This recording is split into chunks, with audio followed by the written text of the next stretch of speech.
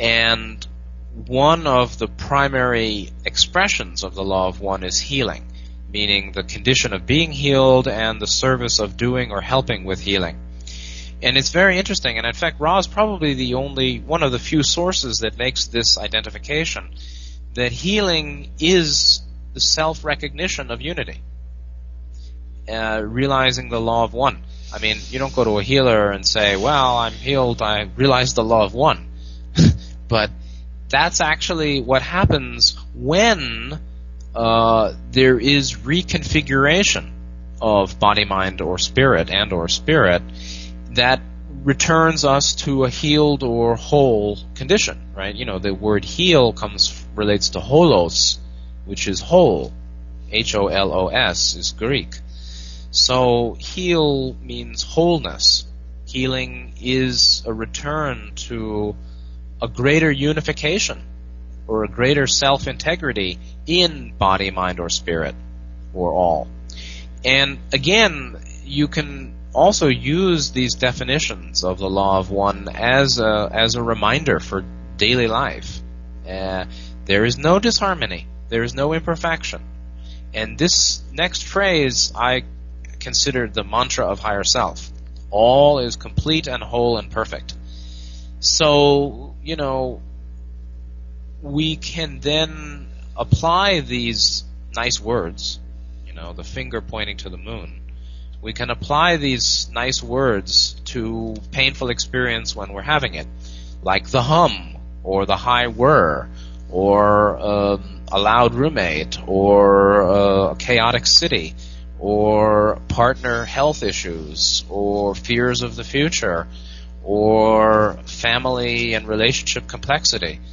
You know, what is all that? Well, all of that, first of all, manifests as disharmony in our consciousness, right? Whatever is happening in the outside world affects us simply at the levels of body, mind, spirit, simply. Meaning, we have disharmonious sensation in the body, living in a disharmonious environment physically, and we may have painful or disharmonious emotions and thoughts in mind. Fear of losing a loved one, anger at a loved one,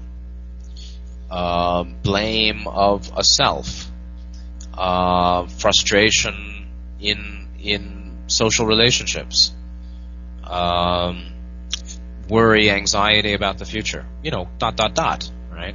A health condition we have, a health condition they have, but in the end what's really upsetting is the thoughts and feelings, right? As well as, you know, sensations from in the body, but it's mainly thoughts and feelings. How then can we realize all is complete and whole and perfect? You know, how can we apply that?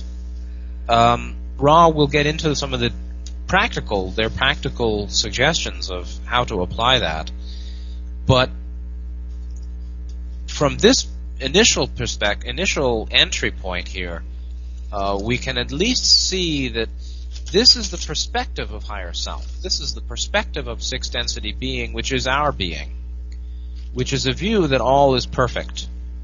It's perfect, and it's complete, and it's not broken, and there is no paradox, and there is no wrong. There's no wrong way. Meaning, if people choose this, it's right. If people choose that, and they suffer, or they die, or they're ill, or they're all messed up at one level, it's right. Or it's not wrong. It's perfect. So no right or wrong means it's perfect. Yeah, so Billy says, you know, I have all that I need. Yeah, you know, like the Rolling Stones say, you can't always get what you want, you get what you need. Again, it's a perspective. It's attitude change. And we can't really fake it.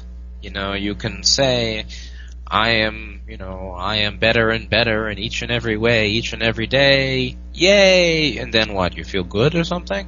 You know, that's affirmation, and affirmation is okay, but it requires a certain state of mind or an internal dwelling, quiet mind, and an inward focus so that the affirmation really gets in.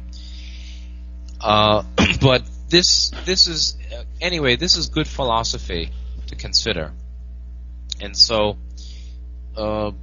we can look at our daily life and see how could this be seen as perfect? How can it be seen as no harm, no disharmony, and no struggle?